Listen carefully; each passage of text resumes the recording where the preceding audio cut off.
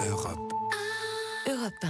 Hélène Jouan, la politique, avec les propos de Donald Trump sur les attentats de Paris qui ont soulevé tout le week-end l'indignation, sans que le président Macron ne s'exprime pour l'instant, en tout cas pas directement. Et ce n'est pas envisagé, assurait hier soir l'Élysée, qui soulignait par ailleurs être à l'initiative du communiqué du Quai d'Orsay, condamnant sans ambiguïté les propos du président américain. Édouard Philippe pourrait, lui, aujourd'hui, entre deux rendez-vous SNCF à Matignon, répéter sa ferme désapprobation.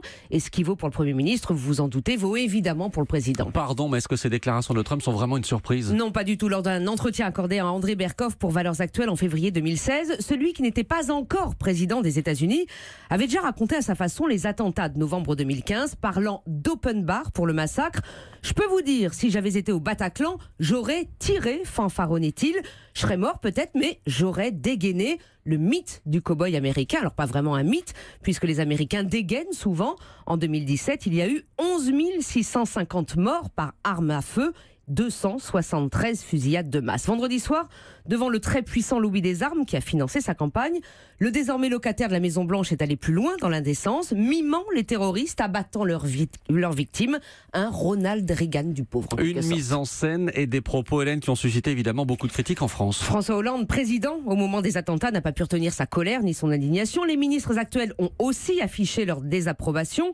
Bruno Le Maire réclamant même que Donald Trump exprime des regrets. Mais visiblement, Donald Trump ne respecte pas plus les victimes françaises que son ami Emmanuel Macron. Car c'est un affront supplémentaire qu'il fait subir au président français. Il y a 10 jours, ils étaient ensemble à se faire bise, accolade, dîner de gala, époustage de pellicule et à louer le lien étroit qui les unit. Personne n'a été dupe, pas même Emmanuel Macron.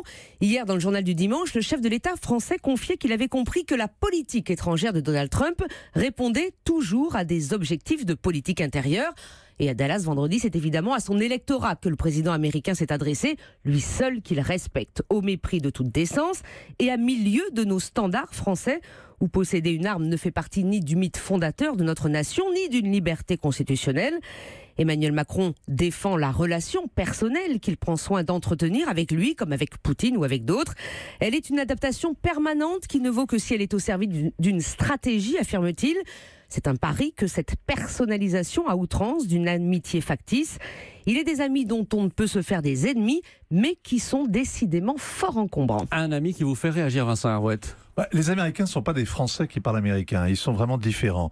Mais pour les relations personnelles entre chefs d'État, quand on s'embrasse sur la bouche, on devient toujours l'otage de l'autre. Toujours, c'est une règle absolument fondamentale. Et c'est aujourd'hui c'est ce qu'aujourd'hui Emmanuel Macron subit.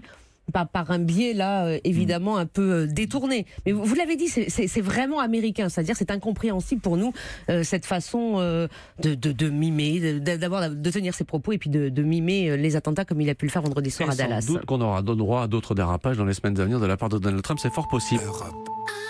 Europe 1.